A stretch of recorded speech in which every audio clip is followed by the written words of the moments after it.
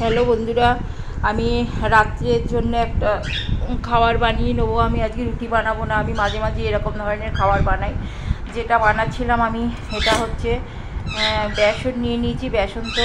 বেসন তো ভালোই খাওয়া, এটা চানা এর বেসন। এই বেসনটা ভালো বেসন দেখে আনবে, যেহেতু বাচ্চা যদি ছোটরা খায় বড়রা খায় যেই খাক, ভালো বেসনটা নিয়ে আসবে। আর যেটা ছিল একটা এরকম প্যাকেটের সুজি, এটা 200 গ্রাম সুজি, এটা আমি দিয়ে দেবো, এর মধ্যে দিয়ে দেবো,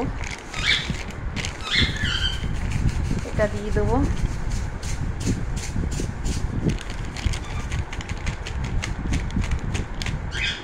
এটা দিয়ে দিলাম, আর একটু ধনে পাতা দিয়ে দেবো, আর এগুলোও সব দিয়ে দেবো। নুন, এটা হচ্ছে তোমার মেথি পাতা, এটা কাঁচা লঙ্কা, এটা আদা, আর এটা হচ্ছে নুন। তো আমি ভুলে গেছিলাম, তার জন্য জড়ো করে ফেললাম।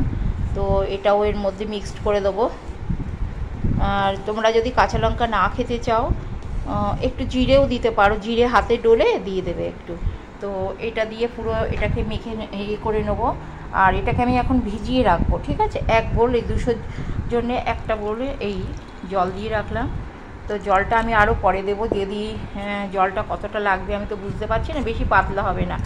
আর এটা নন স্টিকের এতে করে করবে, ওই এগুলো নন স্টিকের এতে করলে অল্প তেল লাগে না একদম, খাওয়া খুবই ভালো। তুমি সব কিছু দিয়ে খেতে পারো তোমরা। এটা হচ্ছে তোমার কী যেন, চিলা, হ্যাঁ, সুজি আর একটুখানি এ দিয়ে করেছি। ময়দা দেয় অনেকে, কিন্তু ময়দাটা তো খাওয়া ঠিক না।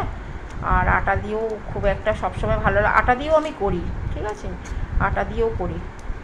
আর বেসন দিয়েও অনেক কিছু দিয়ে করি আমি। আস্তে আস্তে সব প্রতিদিন তো শেয়ার করি, কিছু না কিছু আমি সব শেয়ার করে দেবো।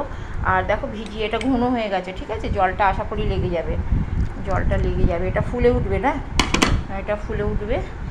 তো এটা ভেজানো থাকলো। আর যেটা বলার ছিল, এটা আমার বড় ননদের বাড়ি থেকে এসেছে আমটা, আমার দেওর গেছিলো, আমাদের জন্য পাঠিয়ে দিয়েছে। তো যাই হোক, এটাই তো বলার ছিল। আর বাই বন্ধুরা, আবার আগামী ব্লগে আসছি।